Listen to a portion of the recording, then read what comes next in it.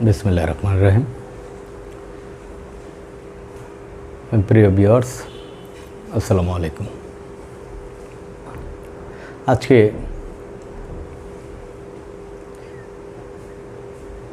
একজন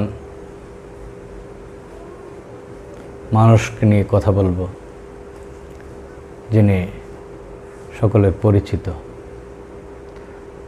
তাকে পরিচয় করে দেওয়ার কিছু নেই, শুধু ওনার নামটি বলছি, জনাব তাজউদ্দিন আহমেদ, বঙ্গতাজ তাজউদ্দিন। বঙ্গতাজ তাজউদ্দিন আহমেদের বিভিন্ন ইতিহাস যতটুকু শুনেছি, তার মধ্যে তার জীবদ্দশায় গুণকীর্তনের শেষ নেই। তারপরেও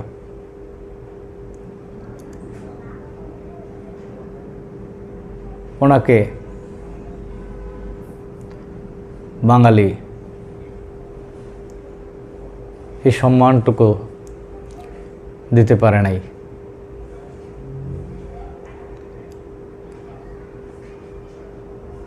যে কষ্ট জাতির জন্য করেছে, যে সততার পরিচয় দিয়েছে, এই মানুষ বর্তমান যুগে যদিও থেকে থাকে আমরা দেখি না, চিনি না। এই বঙ্গতাজ তাজউদ্দিন সৎ, তার কর্মের কথা কি বলবো।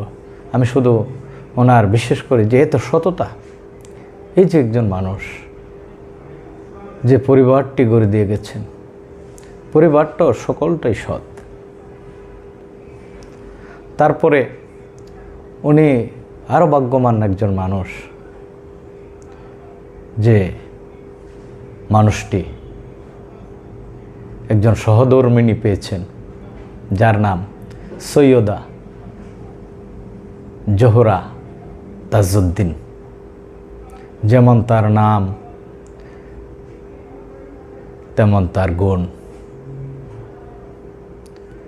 সৈয়দা জোহরা তাজউদ্দিন সম্পর্কে আমার বলার কিচ্ছু নেই, কারণ ওনার গুণ কীর্তন বলার জ্ঞান ধ্যান আমার মতো মানুষের থাকার কথা না। অনেকে প্রশ্ন করতে পারেন যে তাজউদ্দিন আহমেদ জেল হাজতে শাহাদত বরণ করতে হয়েছে, এটাও তার সততা। উনি যদি ওনার সততা থেকে সরে যেতেন, হয়তোবা ইতিহাস অন্যভাবে লেখা হতো। আজকে যেভাবে তাজউদ্দিন আহমেদের নাম পরিচিত হচ্ছে, হয়তোবা অন্যভাবে মানুষ জানতেন, ইতিহাসবিদরা লিখতেন। এই সততার পরিচয় দিতে গিয়ে উনি কারাকাস্টে শাহাদত বরণ করতে হয়েছে, সেদিকে যাচ্ছি না।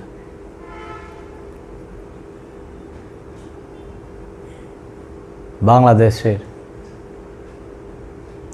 2024 সালে যেভাবে হোক, যেই ষড়যন্ত্রের মাধ্যমে হোক, কারো ভুলের কারণে হোক, বাংলাদেশ সরকার যারা পরিচালনা করেছেন জননেত্রী শেখ হাসিনার নেতৃত্বে, যখন পরিবর্তন হয়ে গেল, বাওয়ালে অর্থাৎ কাপাসিয়া যে অঞ্চলে ওনাদের পরিবারের বাড়ি, যেখানে রাজনীতি করেছেন, সেই জায়গায় ওনার নামে কিছু স্কুল কলেজ অনেক আগের থেকে প্রতিষ্ঠিত,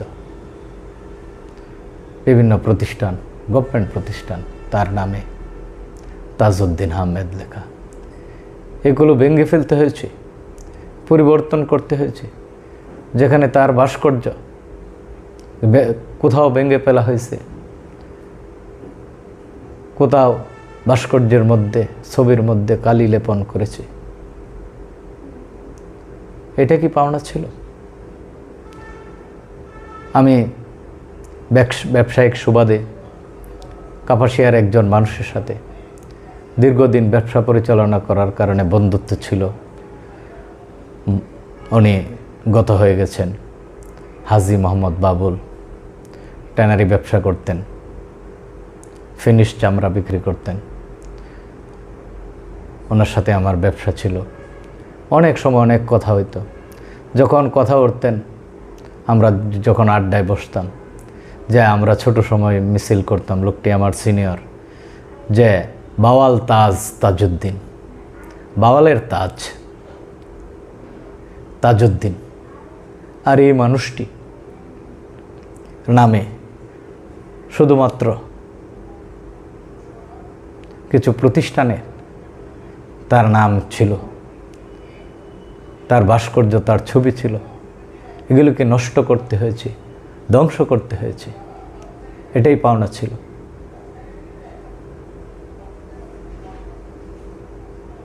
তাজউদ্দিন আহমেদ তার জীবদ্দশায় কোনো মানুষকে কষ্ট দিয়েছে, কোনো মানুষকে সমস্যায় ফেলেছে, ইতিহাসে আজ পর্যন্ত কোথাও লেখা দেখি নাই, কোথাও শুনি নাই।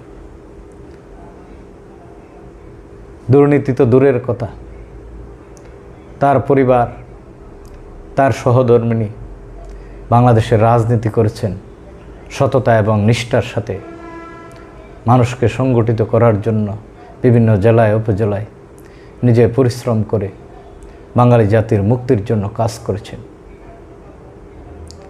এই অবদান অস্বীকার করার মতো নেই। তারপরে কি কারা কোনো দিন ক্ষমতা থেকে ছিটেপিটে অন্যায়ভাবে কোনো সুযোগ সুবিধা নেওয়ার চেষ্টা করেছে? এটা কোনো পত্র পত্রিকায় আমরা বয়স মোটামুটি 50 ঊর্ধ্ব হয়ে গেছে, দেখি নাই, আসে নাই। তার পরিবারের বিরুদ্ধে এই ধরনের কোনো লুটপাটের চিত্র তো দূরের কথা, ছিটেপাটা দুর্নীতি করেছে। তারপরেও এ তাজউদ্দিন আহমেদের নামের ওপরে এত হিংসা কেন হয়েছে?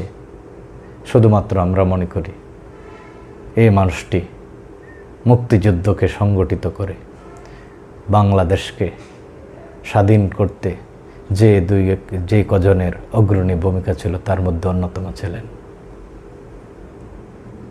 তাজউদ্দিন আহমেদ।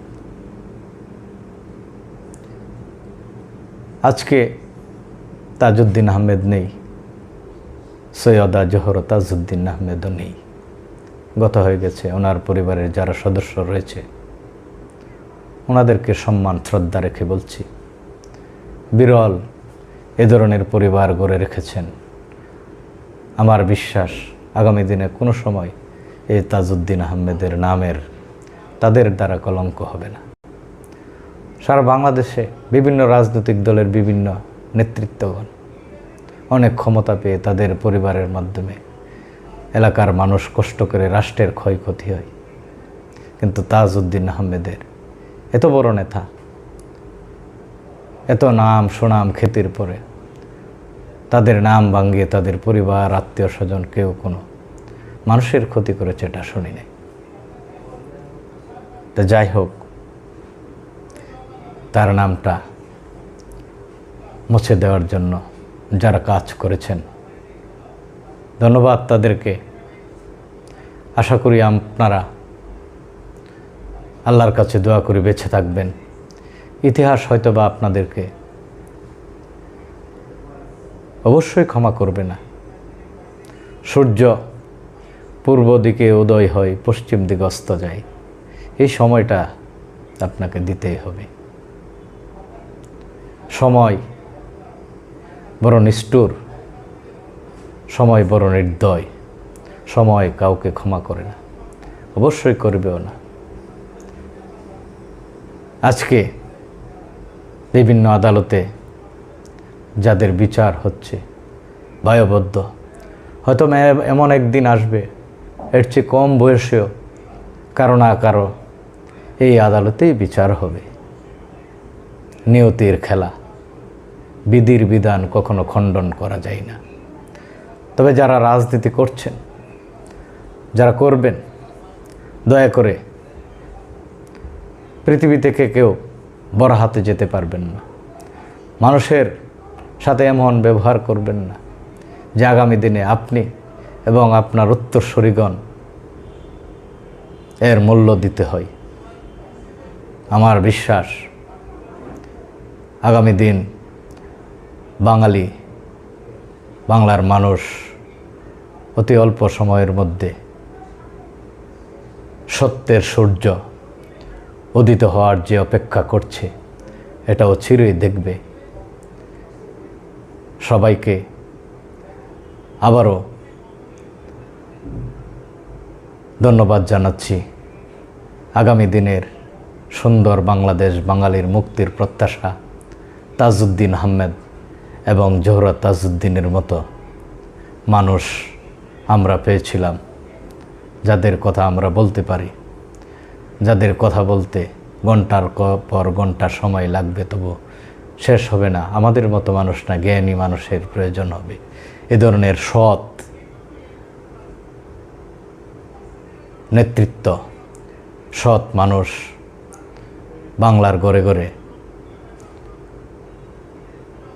যদিও জন্মায় না, তবুও আমরা আশা করি সৎ নেতৃত্বের মাধ্যমে আগামী দিনে বাংলার নতুন সূর্য উদয় হবে। জয় অতি নিকটে। যারা শুনছেন, দেখছেন, আবারও বলছি, নিজের জন্য এবং পরিবারের জন্য এমন কর্ম করে যাবেন না যে এটা আপনার এবং আপনার উত্তরসূরির জন্য আজীবন বয়ে বেড়াতে হবে এই দুষ্কর্মের ফসল। তাই আবারও মানুষ হওয়ার জন্য, মানুষ হয়ে মানুষকে ভালোবেসে সম্মান দিয়ে কাজ করবেন, সম্মানিত লোককে সম্মানিত করবেন। প্রতিহিংসার বশবর্তী হয়ে সম্মানী লোককে অসম্মান করলে, এটা আমরা বারবার শুনে এসেছি, যারা সম্মানিত লোককে শ্রদ্ধা করতে জানে না, তাদের বংশের মধ্যে কোনো সময় সম্মানিত এবং শ্রদ্ধেয় ব্যক্তিত্বের জন্ম হবে না। আবারও তাজউদ্দিন আহমেদ, জোহরা তাজউদ্দিন, সৈয়দা জোহরা তাজউদ্দিনকে স্মরণ করছি, লাল সালাম জানিয়ে তাদের বেহেশত কামনা করে এখানে শেষ করছি। আসসালামু আলাইকুম ওয়া রাহমাতুল্লাহি ওয়া বারাকাতুহু।